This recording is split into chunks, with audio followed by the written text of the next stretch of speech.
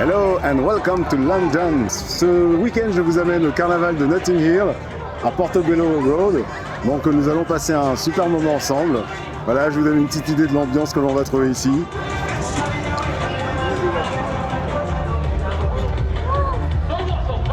It's gonna be hot.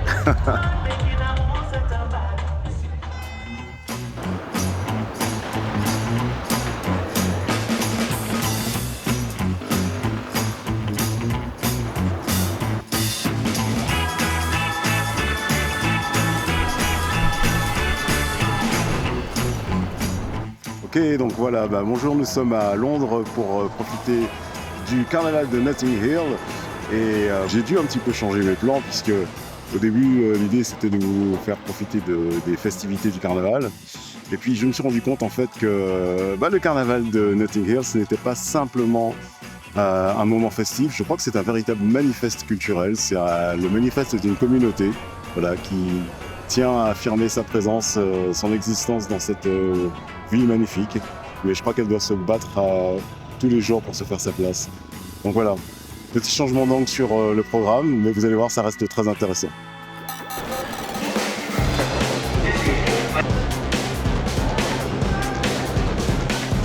J'ai donc en effet changé l'angle du sujet sur ce carnaval, car en m'approchant du quartier de Notting Hill où se déroulent les festivités, j'ai été frappé par l'imposant dispositif policier qui encadre les lieux. Bien sûr, c'est tout à fait normal de prévoir des mesures de sécurité adaptées à un événement de cette ampleur, mais là, ça ressemble davantage à une organisation anti-émeute qu'à l'accueil d'un festival de rue.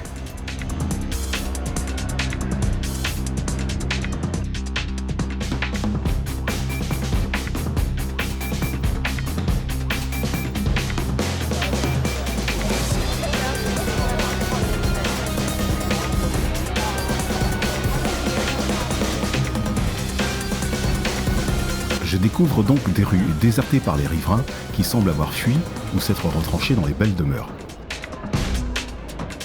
Les barricades et les grilles cadenassées confortent mon impression. Cela m'amène donc à m'interroger. Cette fête est-elle vraiment souhaitée de tous ? Le carnaval de Notting Hill est-il vraiment le bienvenu dans ces rues de Londres ? Pour trouver des réponses, il faut plonger dans le passé. Le carnaval trouve ses racines dans les Caraïbes, en particulier l'île de Trinidad, dont les populations s'étaient installées dans les années 50 dans le quartier de Notting Hill, à l'ouest de Londres. Plusieurs communautés y cohabitent alors, mais cet ancien quartier bourgeois avec ses belles demeures victoriennes du 19e siècle est depuis tombé en déclin. Les tensions raciales sont fréquentes et atteignent leur apogée en 1958 lorsqu'éclatent des émeutes contre la communauté caribéenne. Puis, l'année suivante, avec la mort de Kelso Cochrane, un jeune Antillais assassiné lors d'une rixe raciale. 108 personnes furent accusées par les autorités. En réponse, Claudia Jones, une journaliste activiste militante de la cause noire, organisa un carnaval caribéen qu'elle apporta de Trinidad, son île natale. Il allait devenir le premier d'une longue série. Aujourd'hui encore, cette figure emblématique est considérée comme la mère du carnaval.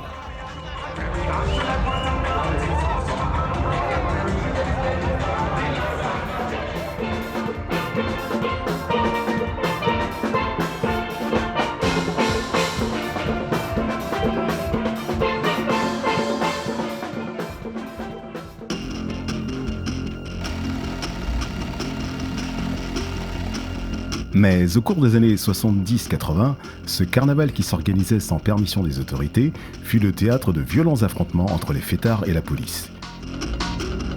Les autorités qui en avaient une vision très négative tentèrent durant des années de faire interdire la manifestation.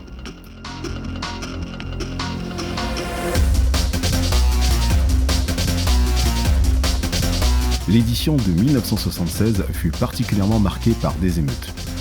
On compta 300 arrestations en 2008 et jusqu'à 450 en 2016.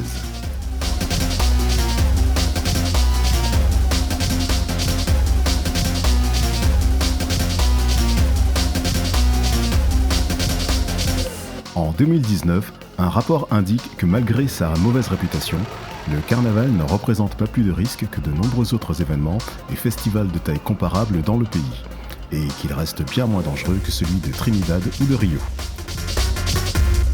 Toutefois, en 2023, 10 personnes ont été poignardées.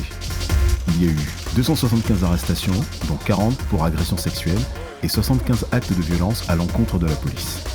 Les chiffres de 2024 ne sont pas meilleurs, avec 2 meurtres au couteau, 349 arrestations, dont 13 pour agression sexuelle, 53 attaques contre des personnels de secours et 61 contre la police. Cette année, en 2025, la police métropolitaine a même eu recours pour la première fois à l'intelligence artificielle et à la reconnaissance faciale.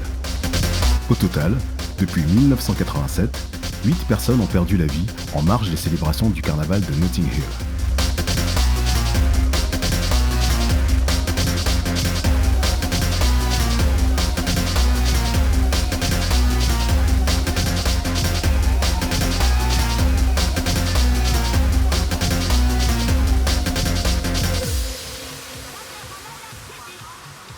Cette fête de rue gigantesque qui rassemble chaque année environ 1,5 million de personnes sur les rythmes de soca, des orchestres de steel band ou encore des sound systems assourdissants met en lumière les singularités des cultures de la diaspora noire et caribéenne du Royaume-Uni. Les auteurs Julian Henriques et Beatrice Ferrara, qui ont observé les participants, certains couverts de goudron ou se livrant à des danses évocatrices, expliquent cela comme une forme de retour à la base. Les vibrations des énormes haut-parleurs aident les gens à se connecter avec le sol, amenant l'expérience à un autre niveau, disent-ils.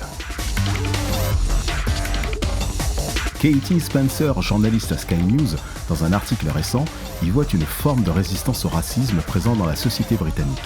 Elle reconnaît que l'endroit n'est pas tout à fait approprié pour y amener les plus petits, et que de nombreux agissements illicites rappellent combien l'événement a aussi ses côtés borderline. Elle constate aussi une présence policière massive, positionnée comme des pièces d'un jeu d'échecs, prêtes à intervenir. Le romancier David Dean explique que le carnaval n'est pas étranger à la culture britannique. Les fêtes de la Saint-Barthélemy au XVIIIe siècle célébraient également des grands moments festifs et de relâchement. Il y avait aussi de la jonglerie, du vol à la tire et de l'alcool. Des gens se déguisaient en archevêques de Canterbury et adoptaient des postures vulgaires. Cela leur offrait un espace nécessaire de liberté qui fut banni pour des raisons de morale. Cette manifestation permet aux gens de dramatiser et de mettre en scène dans la rue leur doléance contre les autorités oppressantes. Le carnaval de Notting Hill ne fait que revisiter cette tradition et pour cela est d'une grande contribution à la vie culturelle britannique. Certes, le carnaval de Notting Hill ne ressemble pas à celui de Venise, Dunkerque ou Nice. Pour autant, il est un lieu incontournable pour les cultures et les musiques urbaines. Des groupes célèbres y ont testé leur musique avant qu'elle ne se répande sur les ondes internationales. Alors, si vous passez à Londres fin août, allez donc faire un tour au carnaval de Notting Hill. Pour ma part, cette 4e visite ne sera pas la dernière.